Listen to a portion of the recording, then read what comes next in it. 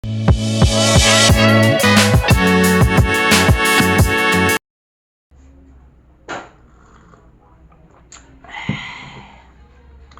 morning po mga kaibigan, mga kapatid, kadoming po.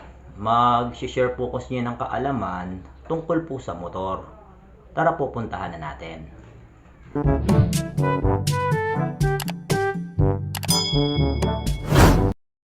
Magandang umaga mga kapatid.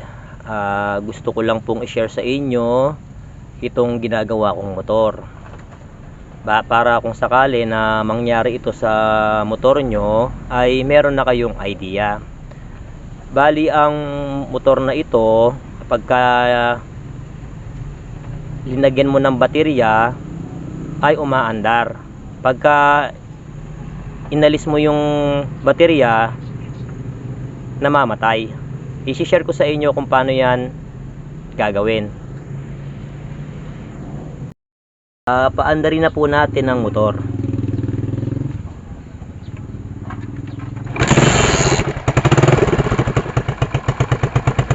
Yan po yung sinasabi ko po sa inyong motor. Pagka may baterya po, umaandar. Pagka tinanggal mo naman po yung baterya ay namamatay. Bunutin ko po yung wire na galing sa baterya.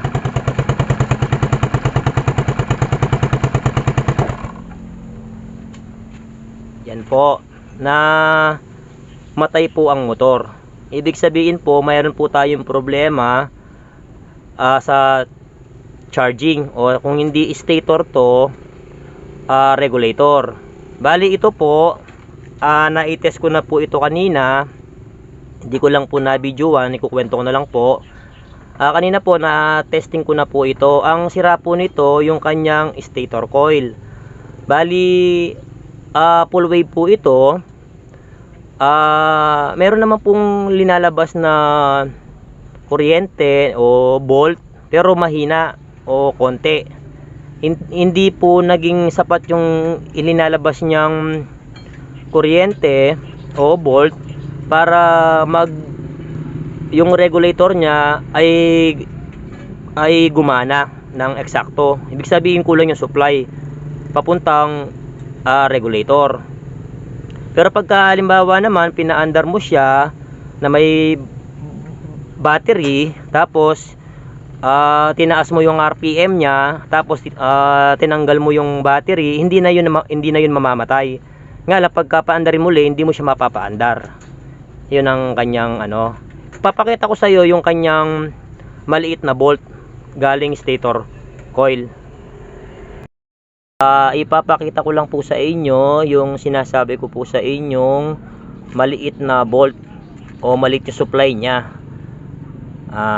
Full wave po kasi itong motor na ito, o full wave yung kanyang stator, kaya ang gagamitin po nating pan-test ay pang full wave din.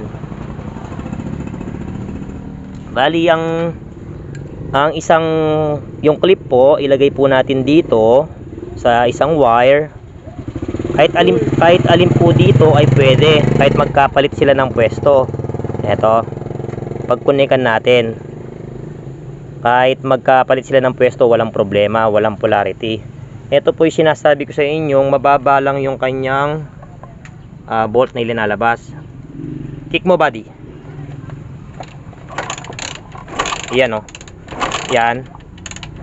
Malabo siya. Yan o. Lakas mo, buddy. Yan o. Kahit linakasan na, mahina o malabo yung kanyang ilinalabas. Yan po yung sinasabi ko po sa inyo kanina, na kahit meron pong linalabas yung stator coil, kung malabo naman po yung ilaw o mababa yung ilinalabas niyang voltahe, ay hindi rin po niya mapapagana yung regulator.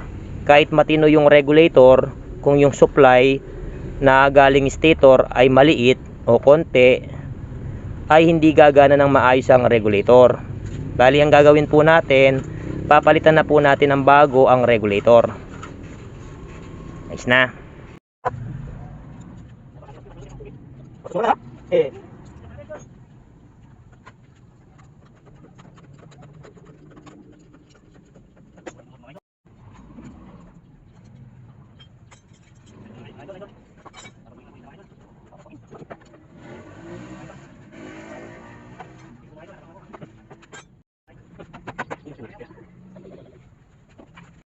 Ito po, nakabili na po tayo ng bagong stator coil.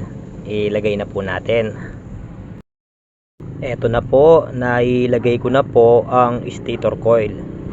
Kapit na po natin. Ito po, subukan na po natin yung ginawa natin. Dapat po lumiwanag ang ilaw.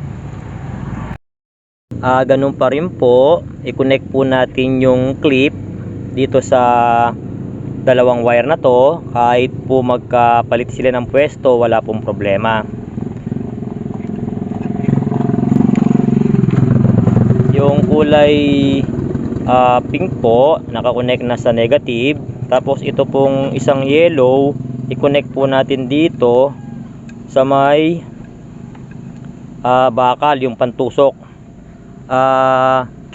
Ikikik ko po siya, dapat maliwanag po dapat ang kanyang ilaw.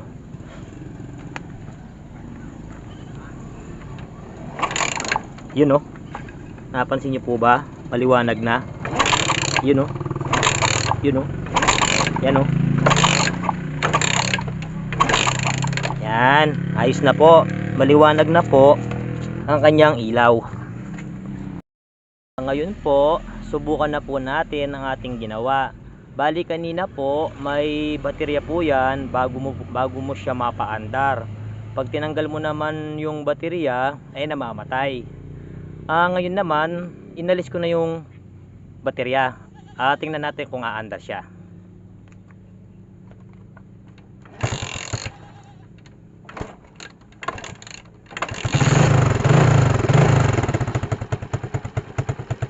Ayan po, umaandar na po siya kahit walang battery. Iano ko po yung camera dun sa compartment. Ito po, wala pong baterya yan. Ito po yung connection ng baterya, negative.